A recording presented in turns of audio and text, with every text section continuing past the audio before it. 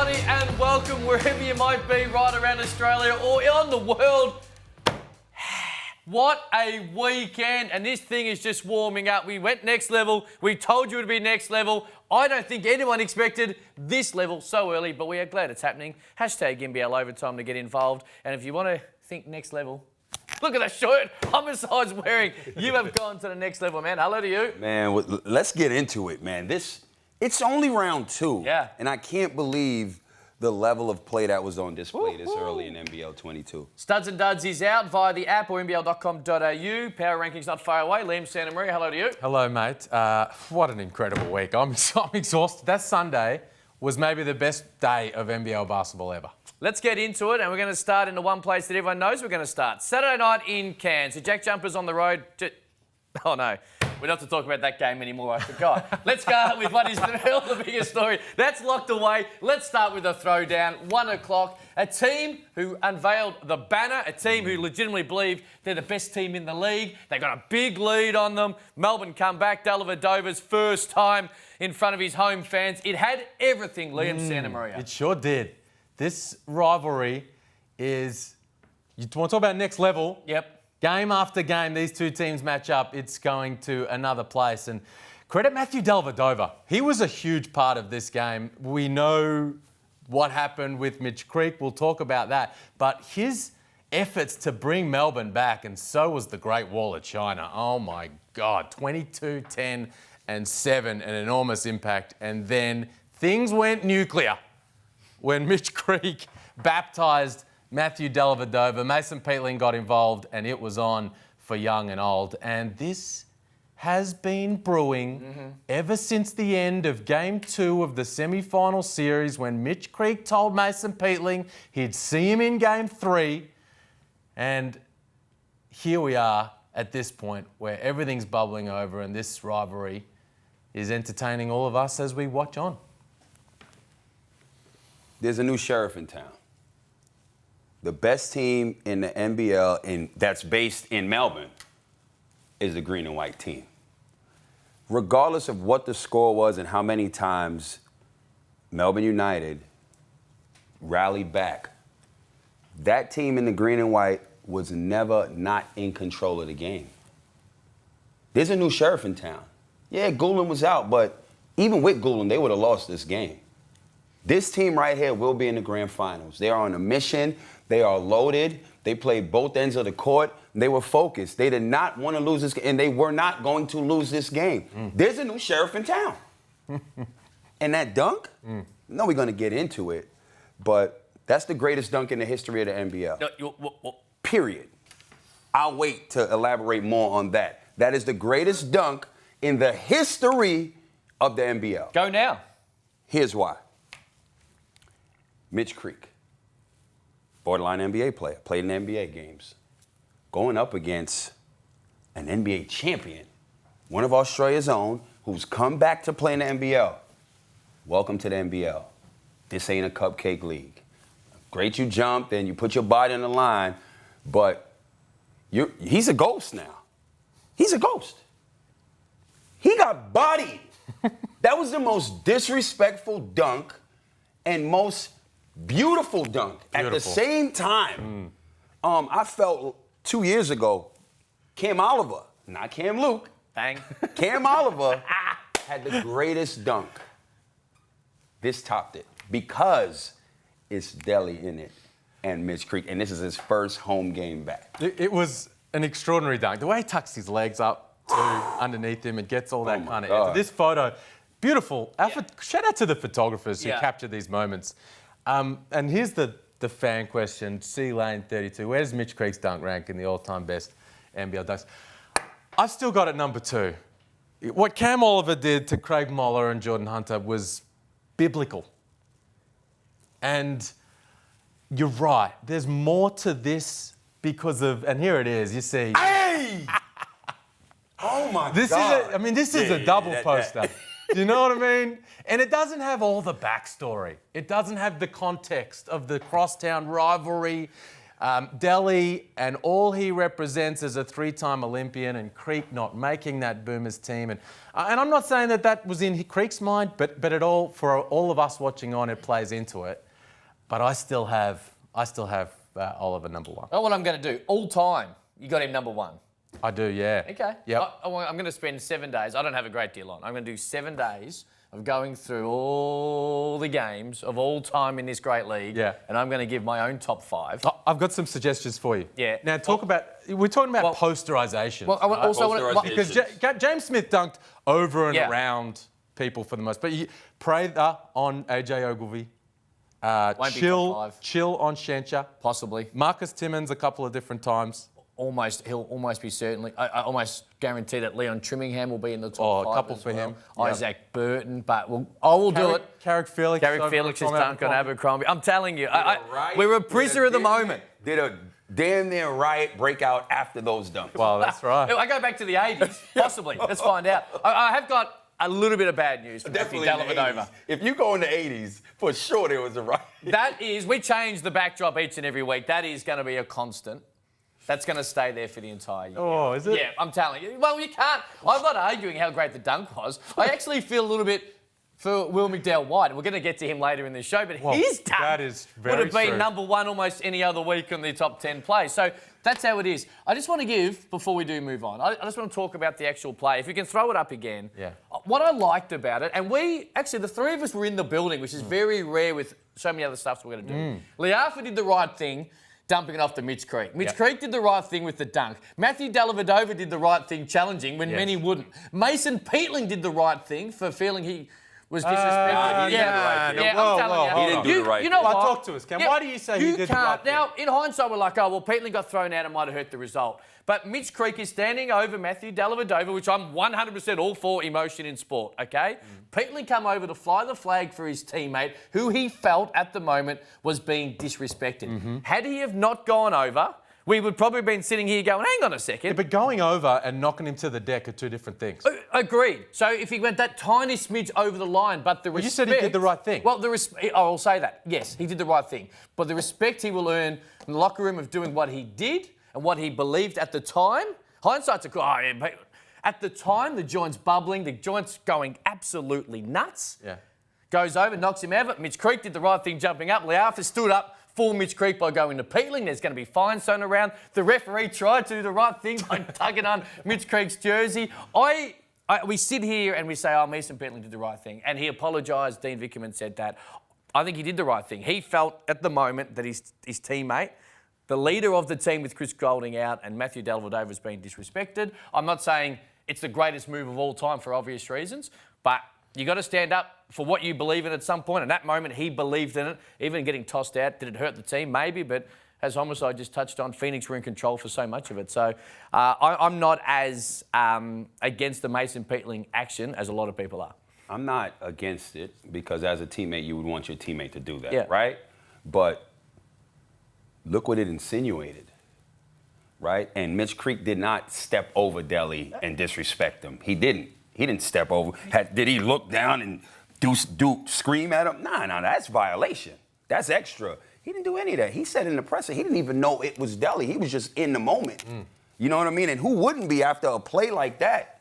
I mean, it was beautiful to watch. It really was. And I'm not mad at what Peatling did. What you just said is 100% correct. I don't think Peatling's like, well, he's disrespecting Dellavedova as such because Mitch Creek wants to disrespect Dellavedova. He's just like, hey, I feel that Peatling thought from where he was that he was he clearly did feel that. And Creek's first, and I wrote this yesterday, his first moment of his celebration was looking down at Delhi, but he quickly made the adjustment, looked up and screamed out towards the stands. Peatling clearly saw that first bit, thought that felt like he was being disrespected. But I think that you can break this up into 2 parts, Cam.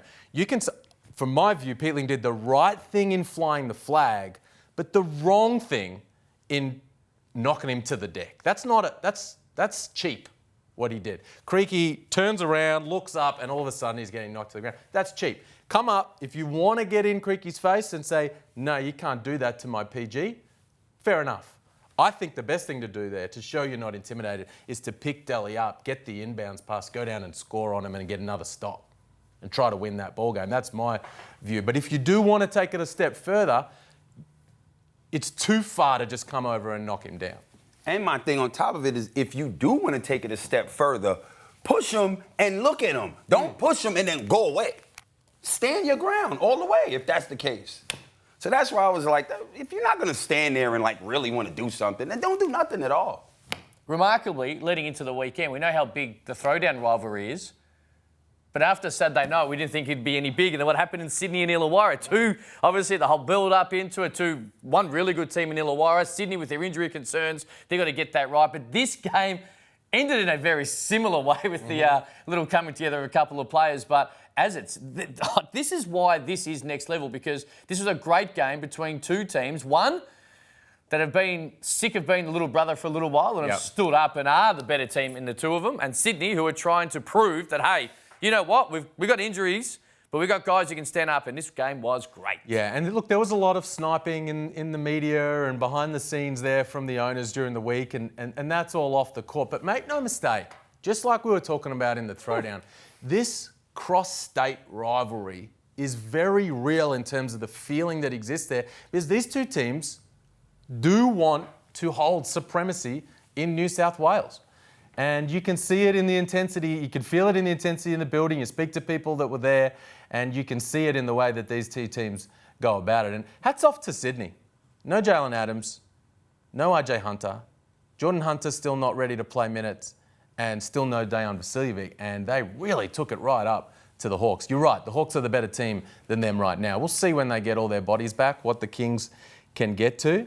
But this was Gave a fun him the game. rondo. See? Oh my And goodness. this guy right here, Antonius Cleveland, what a great start he's made. Jessup's playing well, Harvey's just kind of motoring along, and Duop Reith has come out and made a massive splash as well. The Hawks are a seriously tough beat. Cleveland's dunk last week would have been the best dunk for the last 10 years if it wasn't for Cam Oliver and then what the boys have done this week. It was great to see. And then, of course, this breaks out. The referees, again, doing a great job. I think they handled the Throwdown. I think they handled this particularly well to make sure that it didn't escalate to a whole new level. And I've got a slight concern, Liam. I've got a very slight concern with Sydney because you're right, they're talented. I tipped them to win the championship, and getting their players back is paramount to that. But they're just continuing to have injuries. And sometimes these things just continue to go on and on and on. It happened last year again. It's happened early. And that's my concern. We can say they get their full squad back, they're going to be really strong. And I believe that. But right now, something pops up weekly that stops them from being able to do that. And that's a concern. He had a really good game, Angus Glover. Mm-hmm. And I think that the way he was playing, he didn't have to do that. He was the best player for Sydney. Let your game do the talking as it was doing. You know what I mean? That's a cheap play. You don't need to do that. Illawarra is the real deal. Duop Reith for Illawarra is equivalent to Jock Landale for Melbourne United. He will be the reason that they win the championship. He will be finals MVP. Tyler Harvey will be MVP of this league. Here's why.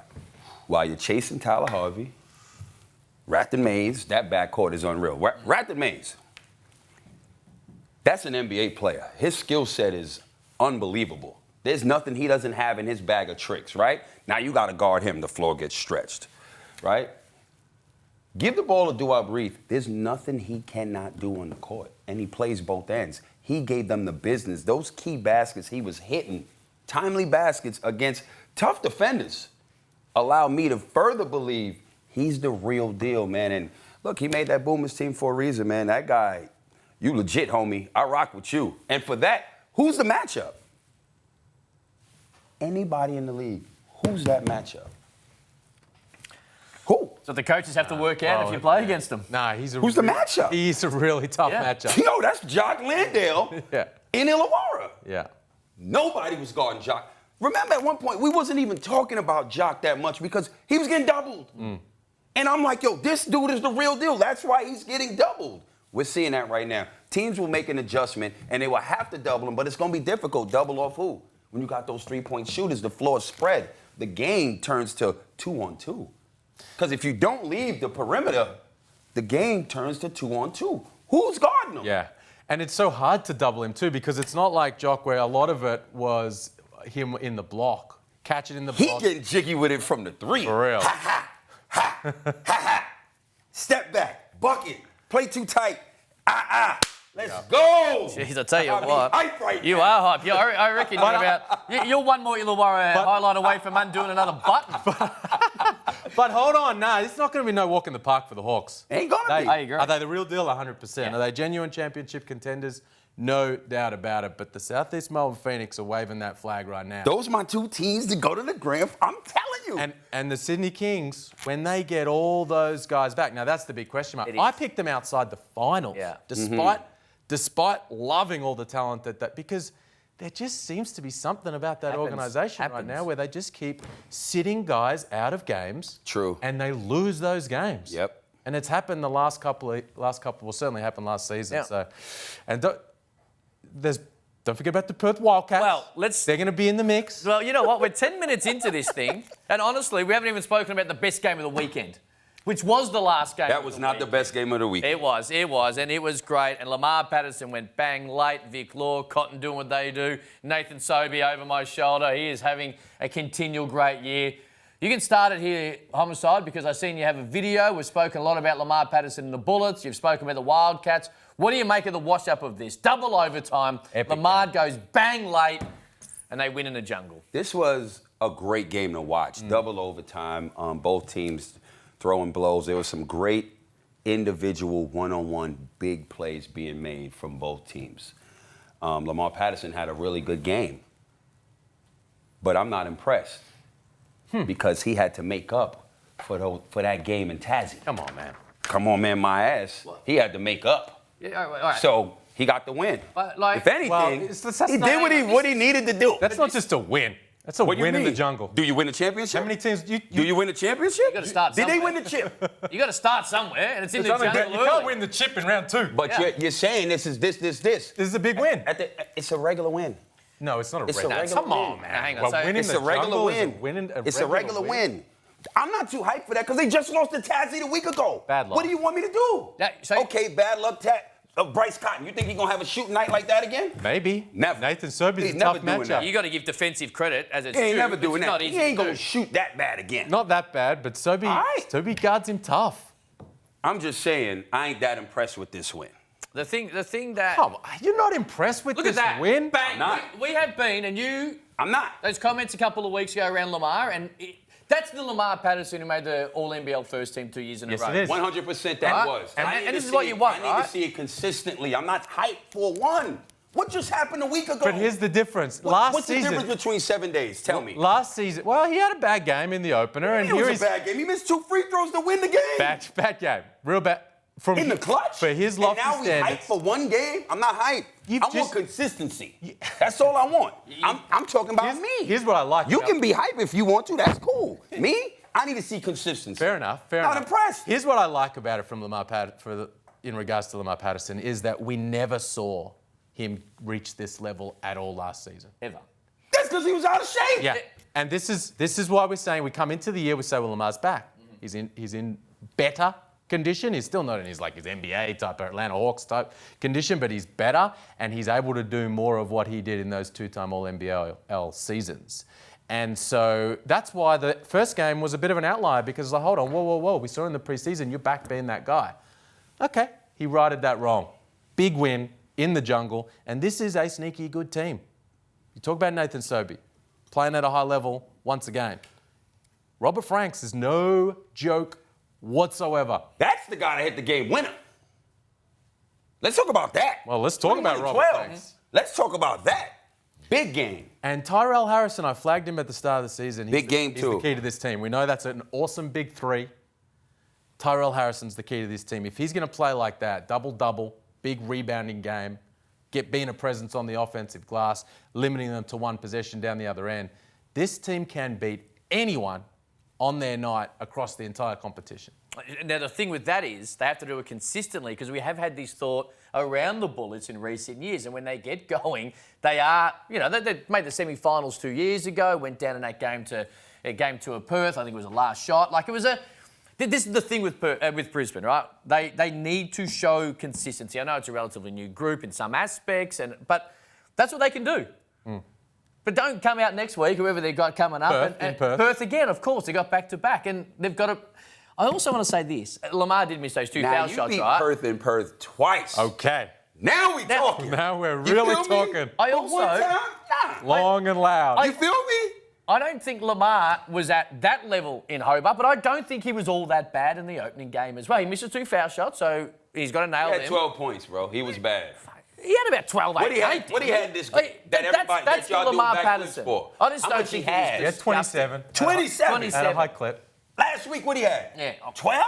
And you say he wasn't bad? I don't think he was as bad. I need consistency is my As point. when we That's look all I'm back on it saying. and say, I oh, want you know. consistency Well, all I think year. Well, I think Period.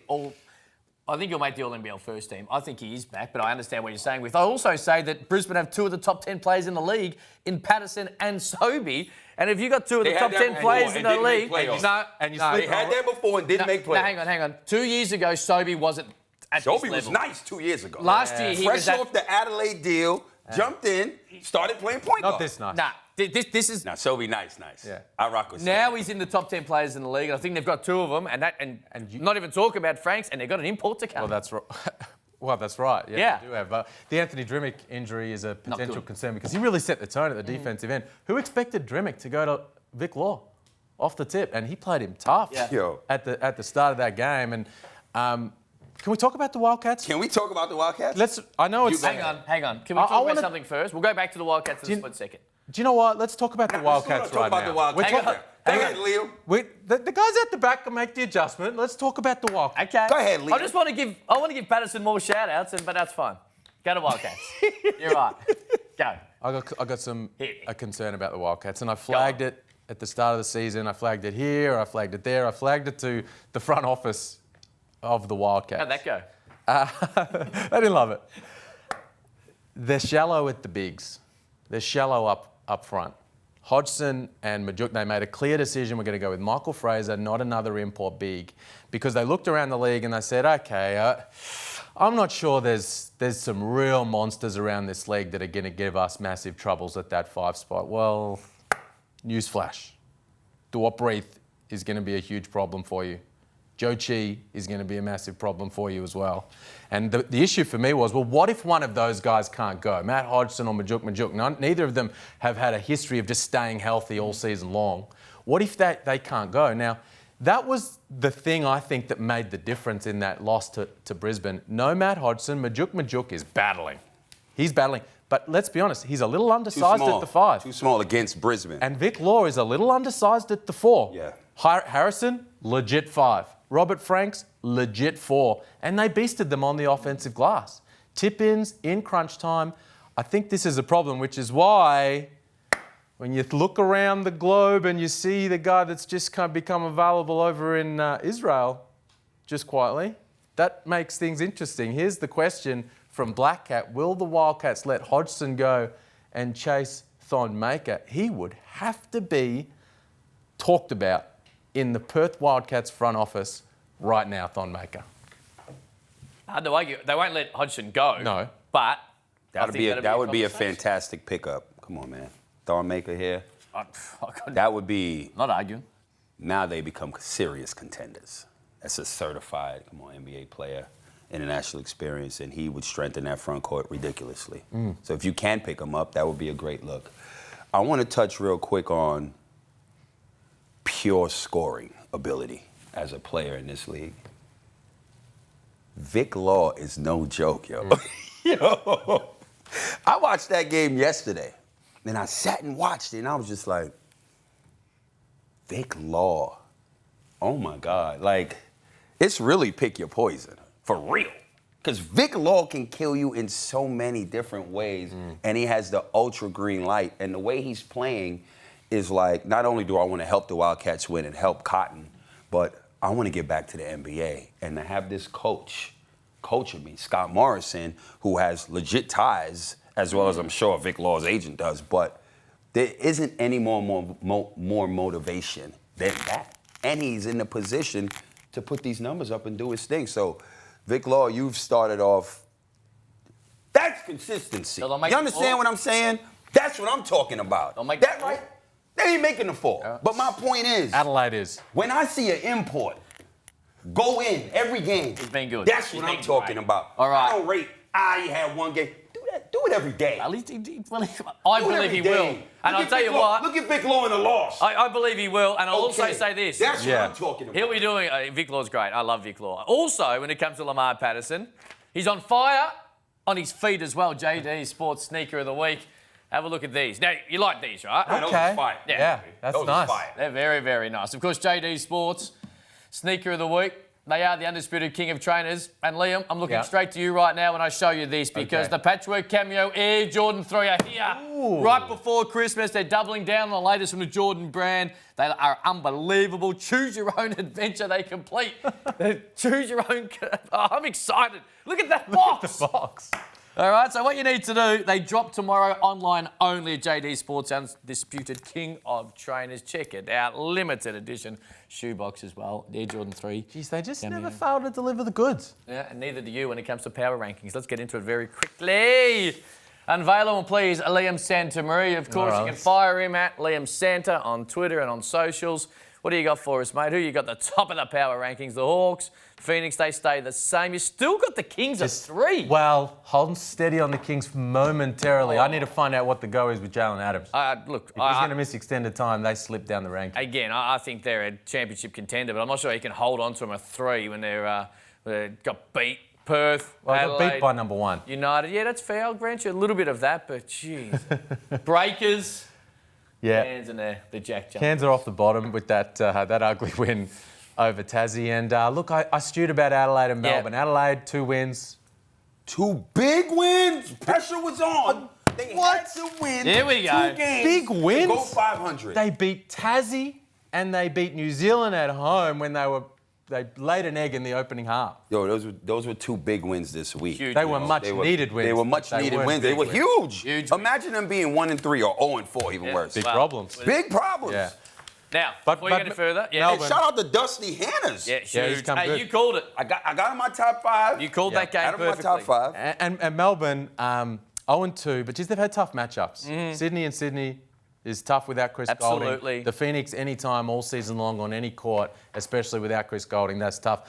But until I see Chris Golding actually back out there on the floor, I can't hold him in Well, that spot. you are watching. You and- wrinkled up. I got mad. Hold up. Yeah, he's always watching. Santa is always watching, and all thanks to Amy, it's time for Santa's watching. What else have you seen this Well, we week, start with Liam? Dan Shamir because it's been a frustrating time Yes. for Coach Shamir, and he really took it out on the Yeah, ball. and And he- let's see where the ball ended up. Hey! You know what? I like that doubly because it hit Halls. What do you make of this? Majuk Deng, yo, you got to take your warm-up off. Hey, Majuk, we're Hey. about to tip, big fella. It's cold in Cairns. I'm with Majuk. You got to wait till they're ready to go. He had a tough night. Couldn't find a bucket and finally got the rock and his teammate blocked him. Yeah. Oh, my He's goodness. like, yo, I haven't scored. I finally got it. I'm right here. This is my spot. Turn around jumper. He's like, here we go. I got it. Turn around jibby. And Hey, Come on, Coach fam. Ford wants defensive intensity at both ends. Good to see. They took it a little far. he did find a bit of sense of humour like that. Oh, he's like, oh, look at Majuk Deng when Mikhail McIntosh. Who's Chris Golding looking at? Do you think? And look at Joe Chi. Geez, he's got a slap. I'm going to slap everybody's hand. 1, 2, 3, 4, 5. I'm getting everybody. And he's like, Toey, I got to get you. All thanks to Amy, that's Santa's watching. At Liam was Santa that? to get involved. Now, we are running out of time, but I do want to just quickly go back to New Zealand. Hugo Besson was huge. Friday night, they looked dead and buried. He's just like, you know what, I'm putting this team on my shoulders. He was huge. He was great on Sunday, although it was disappointing the way the second half played out. But this guy is a problem. Huge problem. Walking bucket is what Jonathan Gavoni labelled him as coming into the season, and he's putting that on display. Yeah. I mean, he 25 points a game right now at a high clip. The Breakers are having trouble, but he's rising his draft stock right now with his play. Back in the day, I played in the French Pro A League, right? And 30 seconds. we had a kid on our team, was a junior, and his name is Nando De Colo. Mm-hmm. He was a pro at 16. He began to Huge. become a big star now. That's who this kid reminds me of. Bang. He Wow. is going to be huge. He is going to be a star. Yes or no? I've got one question, Liam. Will there be an import replaced before Christmas Day? Yes. Bang. On that note, we're out of here. Hashtag NBL Overtime to get involved. I'm getting that shirt. We'll see you next week.